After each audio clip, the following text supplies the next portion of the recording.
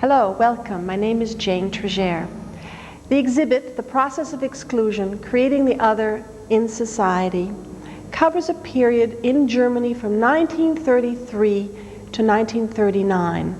That is a period that is from the beginning of the Nazi regime to the beginning in September of the declaration of war, the invasion into Poland, Germany's invasion into Poland.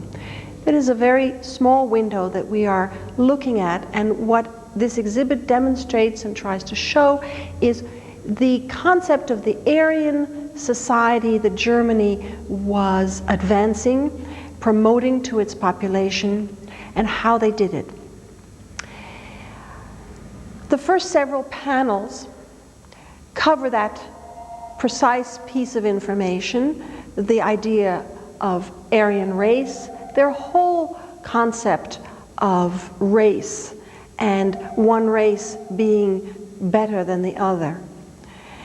The colored panels in the several first frames are reproductions of Vogel charts. These charts were actually used in the classroom to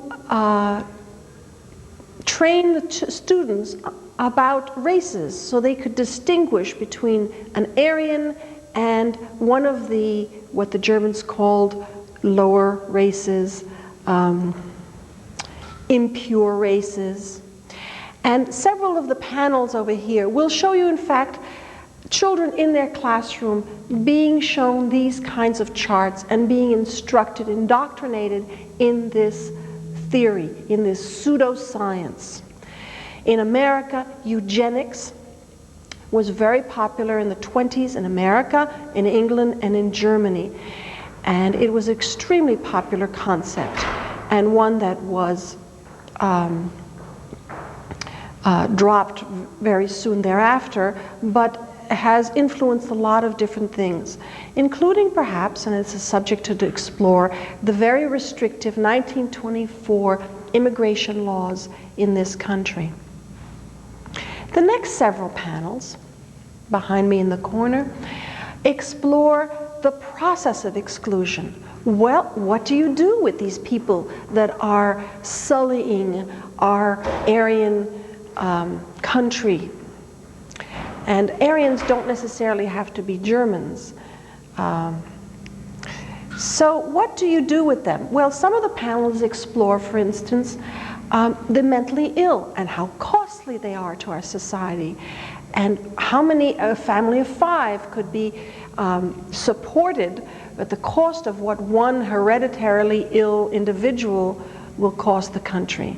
So they are preparing, the propaganda in the media is preparing not only the children, but then also the general population for the next step, which is the euthanasia program. The euthanasia program and the killing stations in Germany, in the middle of cities, was the plan, that was the physical implementation of the process of exclusion. It was the elimination.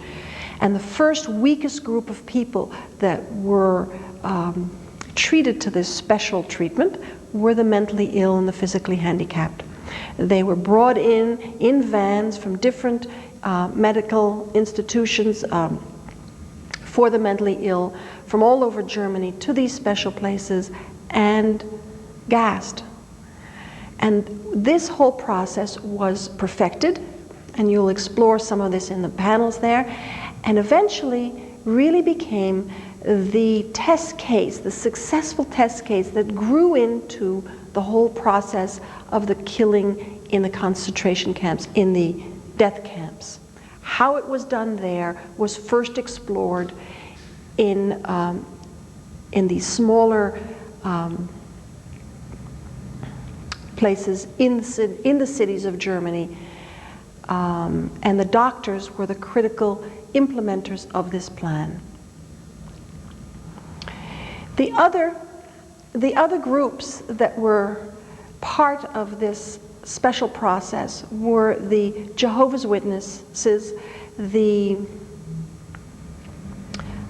gypsies, and the homosexuals, and the Jews. And each of these are explored in small panels along the way on this wall here. The Jehovah's Witnesses, the Gypsies, homosexuals, and the Jews. Some of these panels will show you copies, color photocopies of articles. Over here you will see an article that says that Jewish doctors no longer can treat patients unless they are Jews, and a German Jewish gynecologist's medical prescription pad stamped with a stamp that says can only treat Jews. Another article talks about how all Jews need to have the name Israel for men or Sarah for women inserted into their ID papers. And then it takes us to Kristallnacht and some of the anti-Jewish laws. Kristallnacht being really the beginning of the end for German Jewry. It is the government-sponsored, inspired riot that destroyed 1,000 synagogues and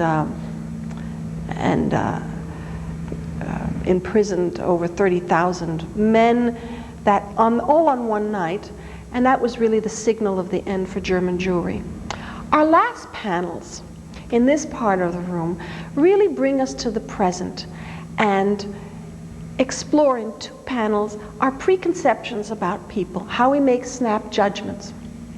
So we've presented you with some pictures of individuals and suggest that you test your preconceptions, your prejudices about people by flipping the chart and seeing who in fact they really are. I hope that after looking at that, it'll shake an individual enough to see that one's prejudices, one's preconceptions are often wrong. And the very last part of the exhibit are 3 stations with mirrors. We invite you to sit down, look at the individual that is facing you in the mirror, and look at some of the questions on the table and see, what do people see when they see you, and what would they be missing? And asks the participants, the viewers, to consider in a very personal way what this exhibit means to them and where it has taken them. When you've finished looking at the exhibit, the library is around the corner and is filled with many books, references that can complement what you have seen, enhance, and go into further detail on any subject you'd like to explore. Thank you.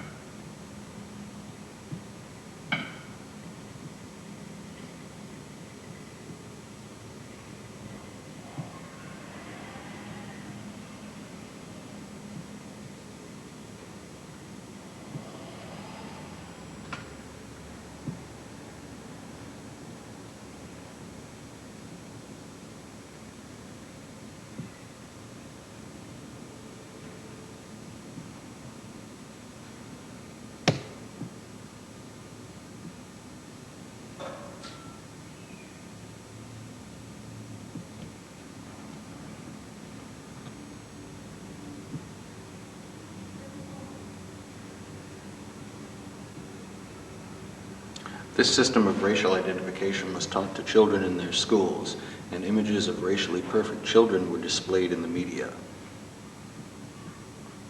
As a result of this educational process, people who did not fit the stereotype of racially pure Aryan were seen as, quote, racially inferior by a generation of school children. Discrimination against and eventually persecution of these people became much easier to accept since they were already viewed as biologically different. The next step in this process was to convince people of the impact of allowing these supposedly inferior beings to remain part of the general population.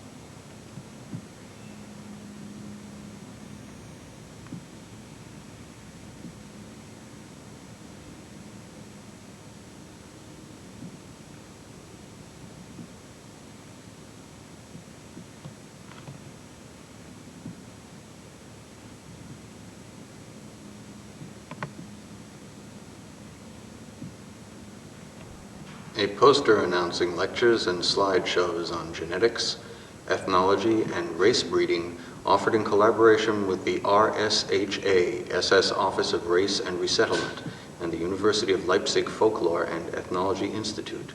The subject of the lecture was the miscegenation of the human race.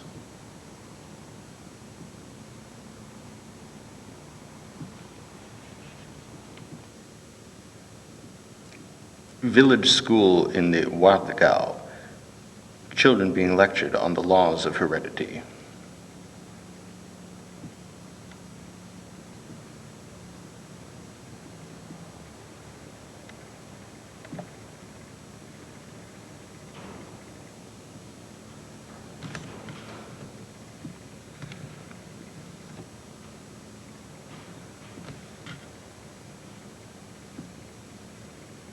Mixed marriages between Jews and Germans. The top section of the chart uses statistics to outline mixed marriages between Jews and Germans in Berlin. The figures show an increase in mixed marriages from 553 in 1926 to 712 in 1928, while Germany as a whole reflected a total of 12,422 mixed marriages between 1920 and 1926. The lower section is a diagram showing different degrees of racial mixing from these marriages in a rural village. A quotation from Mein Kampf on the bottom of the chart reads, "The result of ever racial interbreeding is physical and spiritual regression, and with it the beginning of a slow but certainly progressive infirmity."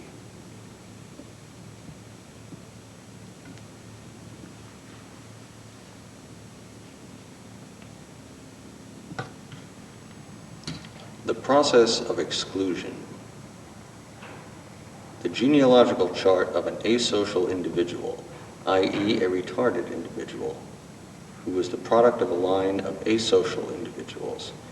They were categorized according to their behavioral attributes, such as criminal, vagrancy, and beggars, congenital imbeciles, and retardation.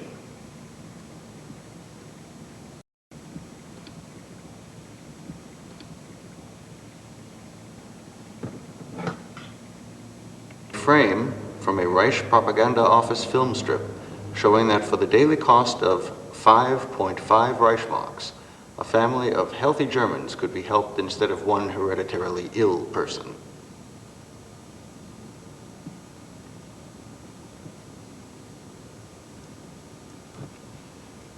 A frame from a Reich Propaganda Office film strip demonstrating that Germany will experience an explosion in the number of hereditarily ill persons if they are allowed to have children. The conclusion is that if hereditarily ill persons have 4 children, after 210 years they would massively outnumber healthy Germans who average 2 children.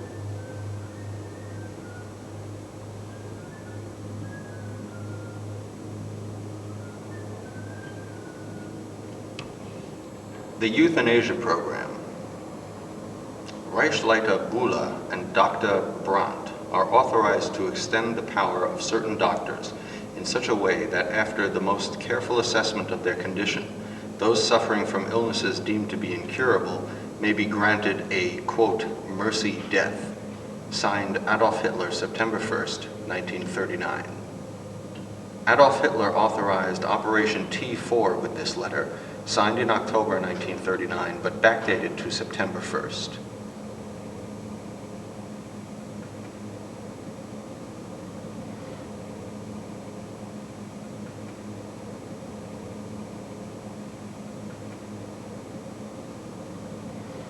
Handicapped children described as deformed.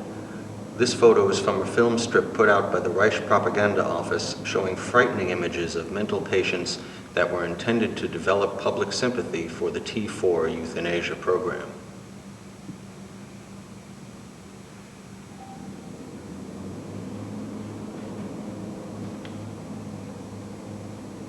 In an unidentified asylum, the caption states that moral and religious concepts of life demand that the hereditarily ill not be allowed to reproduce.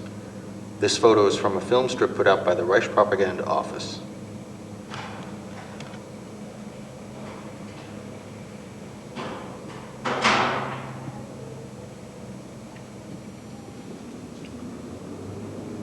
Two men described as brothers asocial. This photo is from a film strip.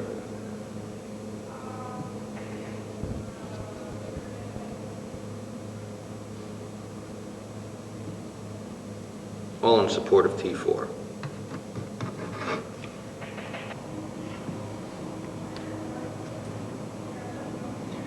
A mentally ill English black man in an unidentified asylum.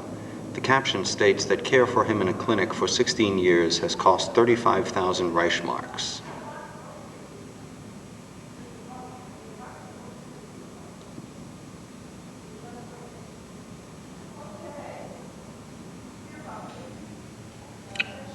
A view of the Kaufbeuren euthanasia facility.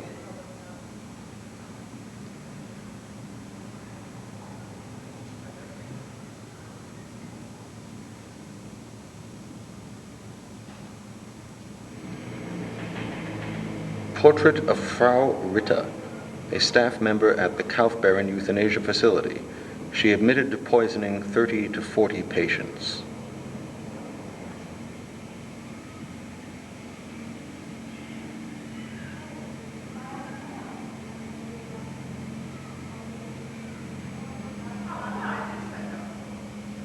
A view of the Hadamar Institute with smoking chimney. The Hadamar Institute near Limburg, de Laan, was one of 6 hospitals and nursing facilities in which the Nazi euthanasia program was carried out. Hospitalized children and adults who became victims of the program were gassed, shot to death, or killed by lethal injection. Many of them had been sterilized beforehand. Hadamar was established in January 1941 to replace the Grafneck institution.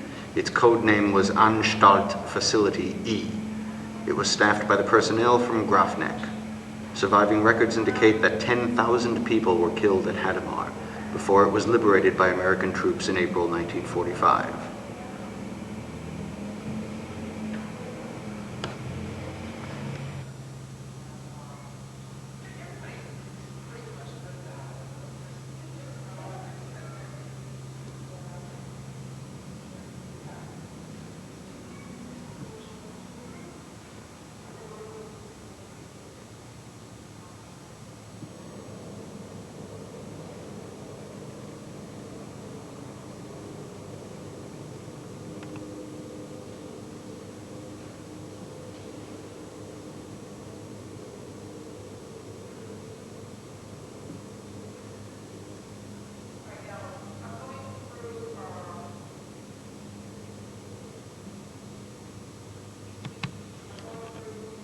Jehovah's Witnesses.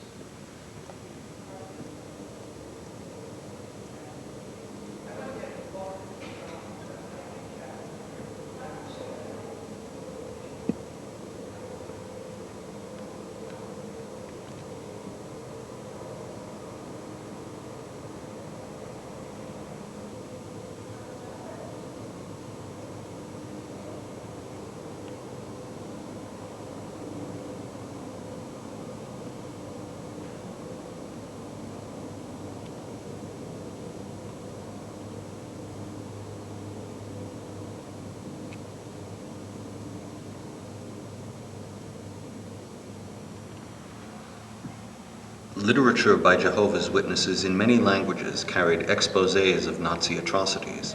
For example, these Dutch magazines of October 1936 and May 1938 described the concentration camps in detail, based on smuggled reports written by witness prisoners. Wherever the Nazi Empire reached, witnesses were hunted down and imprisoned, and their literature was banned.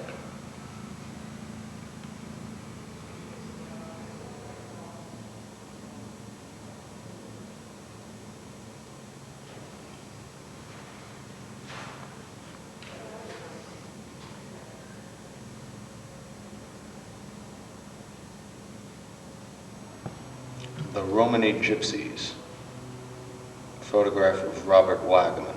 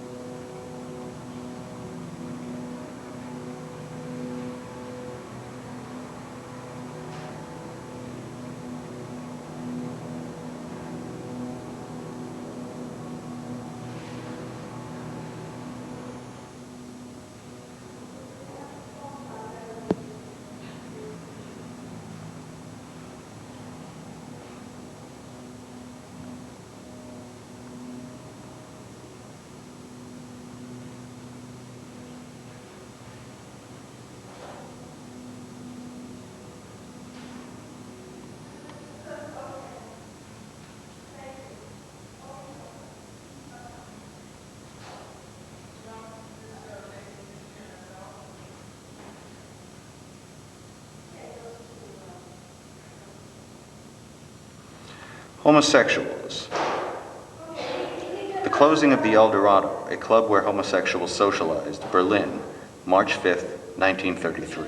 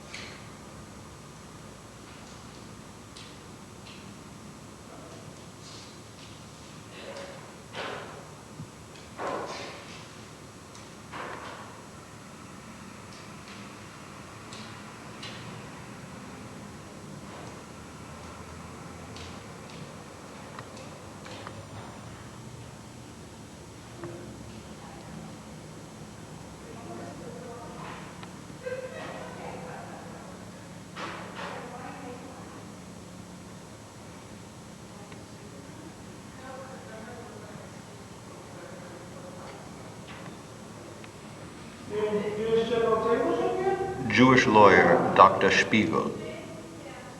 I shall never complain to the police again. Two big tables here for food and 3 big tables there. Yeah.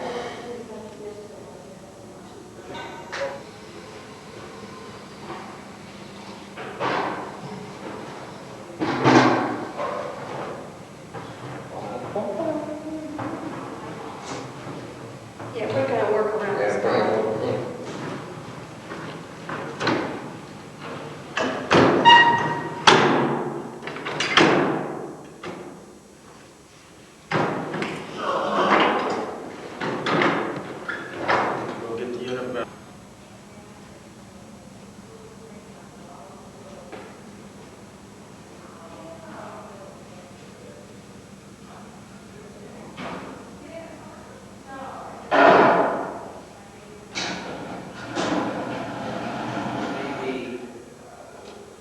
everything will show